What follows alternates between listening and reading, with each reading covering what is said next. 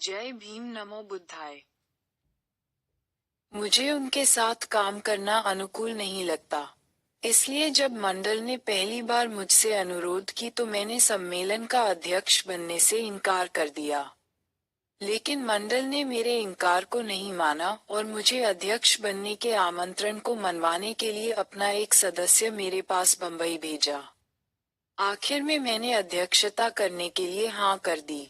मंडल का मुख्यालय लाहौर में था, जहां ये सम्मेलन क्रिसमस के दिनों में होने जा रहा था, लेकिन बाद में मई 1936 के मध्य तक के लिए स्थगित कर दिया। मंडल की स्वागत समिति ने अब इस सम्मेलन को बिल्कुल ही रद्द कर दिया है। सम्मेलन रद्द करने की सूचना मुझे मेरे अध्यक्षीय भाषण छप जाने के बहुत दिन बाद मिली। इस भाषण की प्रतियां अभी तक मेरे पास रखी हुई है, क्योंकि यह भाषण अध्यक्षीय पद से पढ़ने का अवसर ही नहीं मिल सका। इस कारण जनता को जात पात की व्यवस्था से पैदा होने वाली समस्याओं के संबंध में मेरे विचार जानने का अवसर ही नहीं मिल सका। अतः जनता को मेरे इस विचार से परिचित कराने के लिए और छपी हुई प्रतियों का उपयोग कराने के लिए मैंने भाषण की इन प्रतियों को बाजार में ले जाने का फैसला किया है और अगले पन्नों में यही भाषण अपने असली रूप में दिया गया है। शायद जनता ये जानने के लिए उत्सुक होगी कि आखिर वह कौन सी वजह है जिसके कारण सम्मेलन के अध्यक्ष पद के लिए मेरी नियुक्ति को रद्द कर दिया। शुरू में भाषण के छापने के संबंध में विवाद उठा था।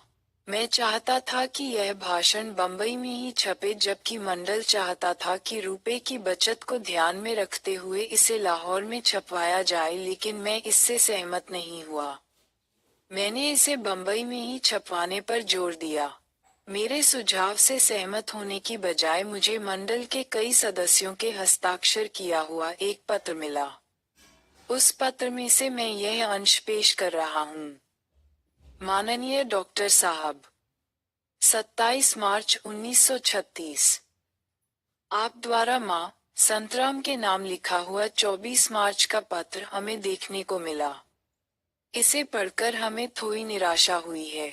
यहाँ जो हालात पैदा हुए हैं, शायद आपको उसकी पूरी जानकारी नहीं है। पंजाब के सभी हिंदू इस प्रांत में आपको बुलाने के सख्त खिलाफ हैं। इसके लिए जात पात तोड़क मंडल की बहुत अधिक आलोचना हो रही है और हर तरफ से इसकी निंदा की जा रही है। लगभग सभी हिंदू नेताओं, जिनमें हिंदू महासभा के भूतपूर्व प्रधान भाई परमानंद एमएलए, पूर्व अध्यक्ष हिंदू महासभा महात्मा हंसराज, स्थानीय स्वायत्त शासन मंत्री डॉक्टर गोकुलचंद नारंग, राजा नरेंद्र नाथ एमएलसी आदि शामिल है, और इसी कारण ये सभी मंडल से अलग हो गए हैं। इन सब विरोधों व आलोचनाओं के बावजूद जात पात तोड़क मंडल के संचालक, जिनमें माननीय सतराम प्रमुख है, हर स्थिति को मुकाबला करने के लिए दृढ़ निश्चय किए हुए हैं कि अब चाहे जो हो आपको अध्यक्ष बनाने का विचार हरगिज नहीं छोड़ेंगे। अब तक मंडल की बहुत बदनामी हुई है। ऐसी परिस्थितियों में मंडल को सहयोग करना आपका कर्तव्य हो जाता है।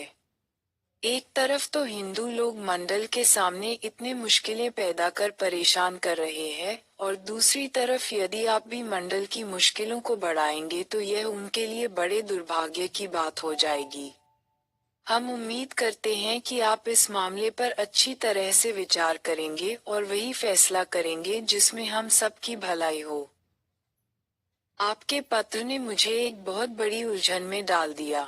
मैं ये समझ नहीं पाया कि मंडल भाषण की छपाई के मामले में कुछ रूपों के लिए मुझे नाराज, डिसप्लीज। 6। जय भीम नमो बुद्धाय।